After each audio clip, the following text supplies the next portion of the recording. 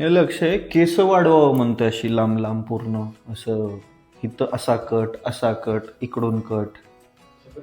नंतर ते तसली गाडी घ्यायची डुर डुर डुर वाजणारी. तुला प्रश्न पडला असेल आता ह्याला काय झालं मामाला. काल एक न्यूज झाली, एका 19 वर्षाच्या पोराने 180 मुलींना फसवलं, त्यांना प्रेमाच्या जाळ्यात ओढलं, खोटी खोटी आश्वासनं दिली, त्यांच्यासोबत शरीर संबंध प्रस्थापित केले, त्याचं रेकॉर्डिंग केलं आणि ते व्हायरल केलं. पोरींना कुठे चांगली पोरं आवडतात ना.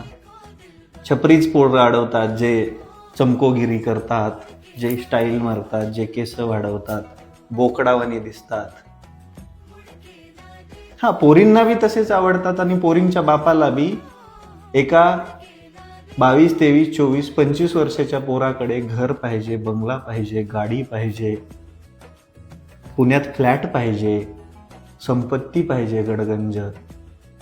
अरे बाप लोकांनो, तुमच्या तरी बापाच्या नावा होती का रे 25 वर्षी एवढी संपत्ती. अवघड झालंय. होतकरू पोरं आज अक्षरशः डिप्रेशन मध्ये लग्न होत नाहीये म्हणून. त्यांनी मेहनत केली आहे, त्यांनी अक्षरशः स्वतःचं साम्राज्य उभं करण्याची सुरुवात केली आहे, ते निम्म्यापर्यंत पोहोचलेतही. खूप सारी संपत्ती नाही, पण एक सुखाचं जीवन ते जगतायत त्यांच्या स्वतःच्या जीवावरती. पण ती पोरं पोरींना कशी आवडतील? पोरींना तर तेच हवे आहेत जे फसवतील, जे व्हायरल करतील आणि फेमस करतील. आणि शेवटी पोरींच्या हातात काय लागतं माहितीये? पोलीस स्टेशनच्या चक्रा. आईबापाच्या हातात काय लागतं माहितीये? संपूर्ण गेलेली इज्जत.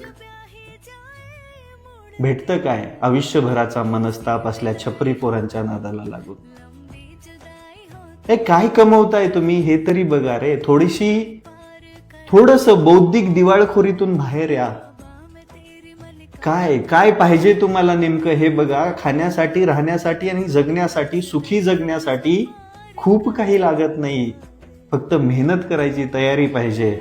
पण नाही ना, आता प्रत्येकाला पोराकडे गडगंज प्रॉपर्टी पाहिजे, नाहीतर पण त्याने छपरी चाळे केलेले पाहिजेत.